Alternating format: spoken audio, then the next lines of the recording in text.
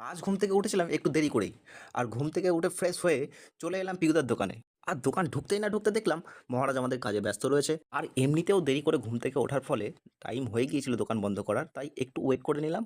তারপর দোকান বন্ধ করলো এবং দোকান বন্ধ করার পরেই আমরা বেরিয়ে গেলাম চা খাওয়ার উদ্দেশ্যে। এইদিকে আজকেও ছিল 23শে জানুয়ারি, মানে আমাদের নেতাজি সুভাষচন্দ্র বোসের জন্মদিন। তাই আমরা ভেবেছিলাম যে বাইরে কোথাও একটা ঘুরতে যাব। কিন্তু আমার ঘুম থেকে উঠতে দেরি হয়ে গিয়েছিল এবং অনেকটা বেলা হয়ে গিয়েছিল, সেই জন্য আর যাওয়া হলো না। তাই চা খেতে খেতে আমরা ডিসাইড করলাম যে আমরা তসরকাটা জঙ্গলে একটুখানি ঘুরে আসি। তাই দেরি না করে আমরা বেরিয়ে গেলাম তসরকাটার উদ্দেশ্যে। আর এখনো যারা যারা চ্যানেলটিকে সাবস্ক্রাইব কিংবা ফলো করোনি তারা গিয়ে চ্যানেলটিকে সাবস্ক্রাইব কিংবা ফলো করে দাও। আর সিউড়ির থেকে যারা যারা ভিডিওটি দেখছো এই মন্দিরটির নাম বলো। আর তসরকাটা ঢুকতে না ঢুকতে ওই যে গাছের ফাঁকটাতে দেখছো ওই দিকটাতে পিকনিক চলছে, তোমাদের আরেকটু কাছে গিয়ে দেখায় দাঁড়াও।